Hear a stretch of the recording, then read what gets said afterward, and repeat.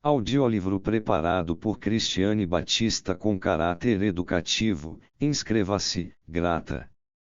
O parecer do perito no caso Hausmann, 1931-1930. Freud.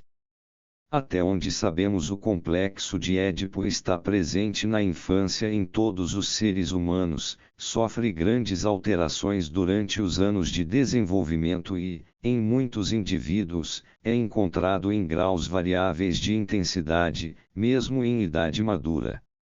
Suas características essenciais, sua universalidade, seu conteúdo e seu destino foram reconhecidos, muito antes dos dias da psicanálise, por aquele agudo pensador, Diderot, tal como mostra uma passagem de seu famoso diálogo, Elle ne vous diremo, si elle petit savage et abandonné à lui-même, que will conservant tout son imbécilité, et que will reunit au peu de raison de elle enfant au bercer au lavai alans des passions de elle homme de trante ens, a ela tordrait elle a samperi e coucherait avec sa mère. Se tivesse sido objetivamente demonstrado que Philipp Hausmann assassinara seu pai, haveria, em todo caso, alguns fundamentos para introduzir o complexo de Édipo, a fim de fornecer um motivo para um ato de outro modo inexplicável. Visto que nenhuma prova desse tipo foi aduzida, a menção do complexo de Édipo possui um efeito desorientador, na melhor das hipóteses, ociosa.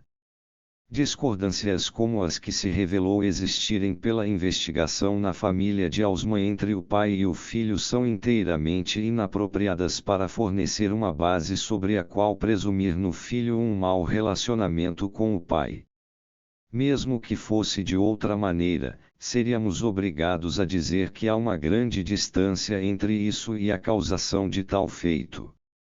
Precisamente por estar sempre presente, o complexo de Édipo não é apropriado para fornecer uma decisão sobre a questão da culpa. A situação considerada por uma anedota bem conhecida poderia ter sido facilmente apresentada. Houve um roubo com arrombamento. Um homem que tinha um pé de cabra entre suas posses foi julgado culpado do crime. Depois que o veredicto foi pronunciado e que lhe perguntaram se tinha algo a dizer, implorou que fosse sentenciado por adultério ao mesmo tempo, já que carregava o instrumento consigo também para isso. No grande romance de Dostoiévski, Os Irmãos Karamazov, a situação edipiana se situa no ponto focal de interesse. O velho Karamazov fez-se detestar pelos filhos através de uma opressão cruel, aos olhos de um deles além disso, um poderoso rival quanto à mulher que deseja. Esse filho, Dmitri, não faz segredo de sua intenção de vingar-se do pai pela força. Portanto, natural que, depois de o pai ter sido assassinado e roubado, ele seja acusado como seu homicida e, apesar de todos os seus protestos de inocência, condenado. Contudo, Dmitri é inocente, foi outro irmão seu quem cometeu o ato.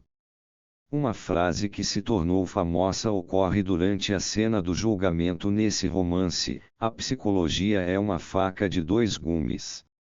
O parecer da Faculdade de Medicina de Innsbruck parece inclinado a atribuir um efetivo complexo de Édipo a Philipp Hausmann, mas se abstém de definir a medida dessa efetividade, visto que, sob a pressão da acusação, as condições necessárias para uma exposição irrestrita por parte de Philipp Hausmann não foram atendidas.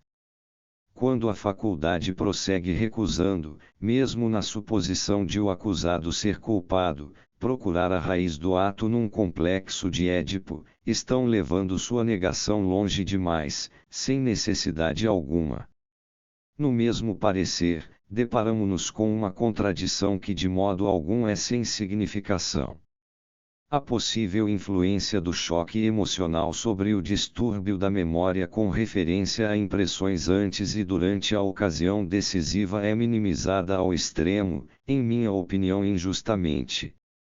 As suposições quanto a um estado mental excepcional ou de doença mental são decisivamente rejeitadas, mas a explicação de uma repressão ter ocorrido em Philip Hausmann após o ato é prontamente admitida.